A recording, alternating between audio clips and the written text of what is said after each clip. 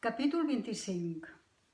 En Pinotxo promet a la fada que farà bondat i que estudiarà perquè està tip de fer de titella i es vol convertir en un bon noi.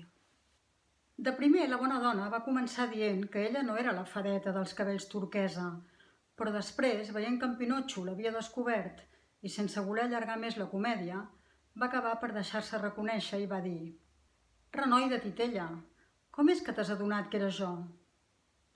«És perquè t'estimo molt. Te'n recordes, oi? Em vas deixar que era una nena i ara sóc una dona. Gairebé et podria fer de mare. I jo me n'alegro molt, perquè així, en comptes de germaneta, et podré dir mare. Si em fa de temps que em deleixo per tenir una mare com tots els altres nens. Però com t'ho has fet per créixer tan de pressa? És un secret. Ensenya'm el... Jo també voldria créixer una mica.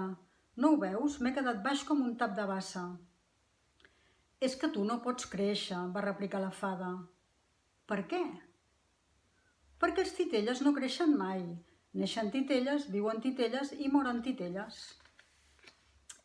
Oh, jo estic tip de fer sempre de titella, va cridar en Pinotxo, clavant-se una plantofada. Ja seria hora que em fes un home. I pots arribar a ser-ho si tu saps guanyar. De debò? I què puc fer per guanyar-m'ho? Una cosa molt fàcil, aprendre a ser un nen com cal.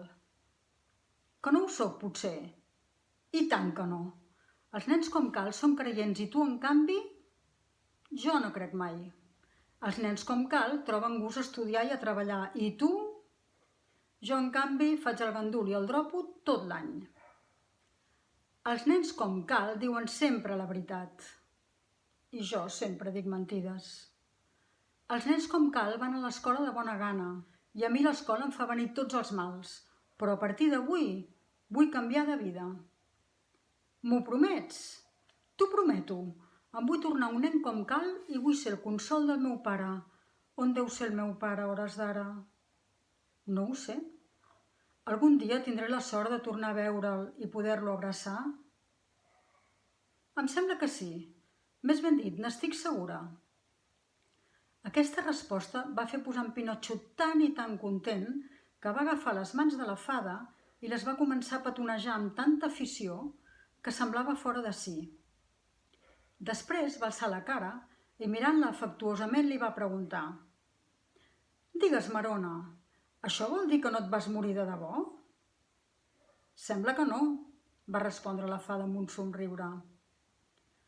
«Si sabessis com vaig patir i com se'm va encongir el cor quan vaig llegir Aquí reposa».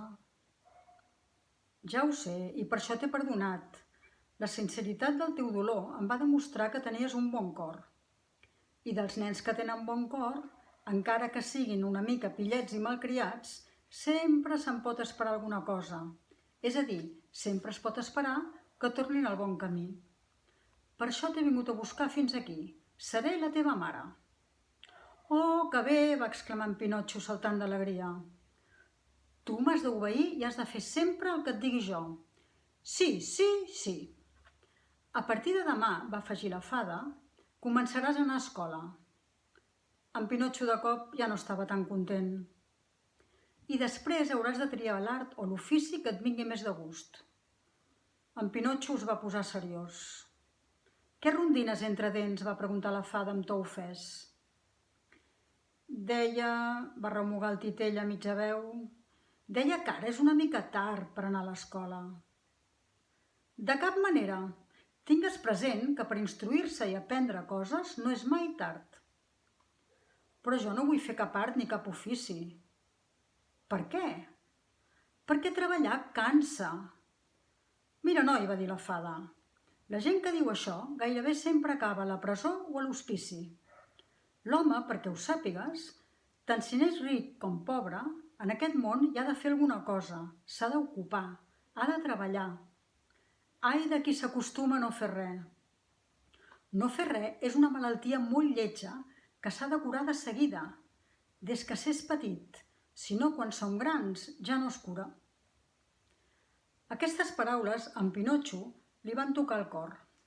Va alçar ràpidament el cap i va dir a la fada: «Estudiaré, treballaré i faré tot el que em diguis, perquè ben mirat estic tip de la vida de titella i em vull convertir en un noi costi el que costi.